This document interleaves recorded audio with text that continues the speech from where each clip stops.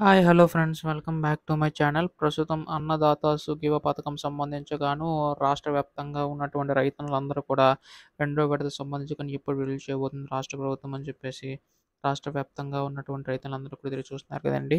అయితే వీటికి సంబంధించి ఒక తాజా అప్డేట్ అయితే రావడం అయితే జరుగుతుందన్నమాట. సో ప్రస్తుతం వీటికి సంబంధించి అర్హత ప్రతి ఒక్క రైతన్నలకి కూడా ఈ యొక్క నిధులకు సంబంధించి పెంచి విడుదల చేసిన సిద్ధమవుతుందండి. అయితే ఇది రాష్ట్ర ప్రభుత్వం తరపునే కాదండి, కేంద్ర ప్రభుత్వం తరపున సంబంధించి కూడా ఈ యొక్క నిధులకు సంబంధించి అందించబోతుందన్నమాట రాష్ట్ర ప్రభుత్వం అయితే. అయితే రాష్ట్ర ప్రభుత్వం, కేంద్ర ప్రభుత్వం ఈ యొక్క నిధులకు సంబంధించి ఎప్పుడు విడుదల చేయబోతుంది, ఇలా ప్రతి అప్డేట్ కూడా మీకైతే తెలియజేస్తానండి. సో దయచేసి రైతన్నలు ఎవరైతే ఉన్నారో వారందరూ కూడా వీడియోని ఎక్కడ కూడా ఆపకుండా చివరి వరకు అయితే చూడండి. అప్పుడే మీకు పూర్తి సమాచారం అంతా కూడా తెలుస్తది. అంతకంటే ముందు కొత్తగా ఎవరైనా మన ఛానల్‌ని చూసినట్లయితే దయచేసి వెంటనే ఛానల్ అయితే సబ్స్క్రైబ్ చేసుకోండి మిత్రులారా. దీని ద్వారా నేను పెట్టే ప్రతి చిన్న లేటెస్ట్ అప్డేట్ కూడా మీరు ఎప్పటికప్పుడు మిస్ కాకుండా తెలుసుకోగలుగుతారు. అలాగే వీడియోకైతే లైక్ చేయండి. మరికొంతమందికి సమాచారం అయితే తెలుస్తది. ఇంకా ఆలస్యం చేయకుండా వీడియోలోకైతే వెళ్ళిపోదాం.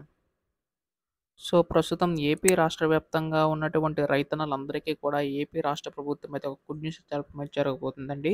అయితే మీ అందరికి తెలిసినట్లుగానే ఎన్నికల టైంలో అన్నదాత సుఖీవ పీఎం కిసాన్ పథకం ద్వారా సంవత్సరానికి రూ. 20,000 అందిస్తామని చెప్పి హామీ అయితే ఇవ్వడం అయితే జరిగింది కదా!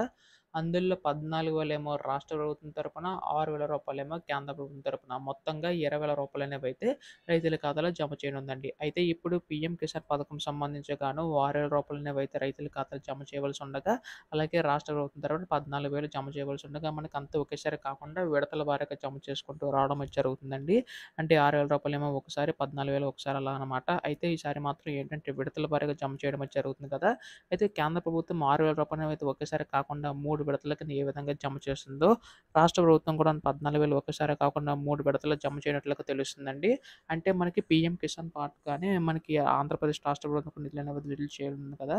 అయితే గతంలో కూడా ఈ యొక్క నిధులకు సంబంధించి పీఎం కిసాన్ నిధులు ఎప్పుడైతే విడుదలవుతాయో అప్పుడు మాత్రం విడుదలవుతాయని చెప్పేసి అన్నారు కదండీ. సో, ఆ విధంగానే జమ చేయడం అయితే జరిగిందండి. రూ. 5,000 రాష్ట్ర ప్రభుత్వం తరపున, రూ. 2,000 కేంద్ర ప్రభుత్వం తరపున, మొత్తంగా రూ. 7,000 అనేవైతే రైతుల ఖాతాలో జమ చేసింది. ఇప్పుడు మరొక విడత సంబంధించి మరొక రూ. 7,000 అనేవైతే రైతుల ఖాతాలో జమ చేయడానికి సిద్ధమవుతుందన్నమాట రాష్ట్ర ప్రభుత్వం, కేంద్ర ప్రభుత్వం. అంటే రూ. 5,000 ఏమో రాష్ట్ర ప్రభుత్వం తరపున, రూ. 2,000 ఏమో కేంద్ర ప్రభుత్వం తరపున. వీటికి సంబంధించి చూసుకున్నట్లయితే రాష్ట్ర ప్రభుత్వం ఈ యొక్క నిధులకు సంబంధించిన అందరికీ కూడా జమ చేసేయడానికి సిద్ధమవుతుందండి. అయితే వీటికి సంబంధించి చూసుకున్నట్లయితే అర్హత ఉన్న ప్రతి ఒక్కరికి కూడా ఈ యొక్క నిధులు మాత్రం అందుతాయని చెప్పేసి కూడా తెలపడం జరిగిందనమాట.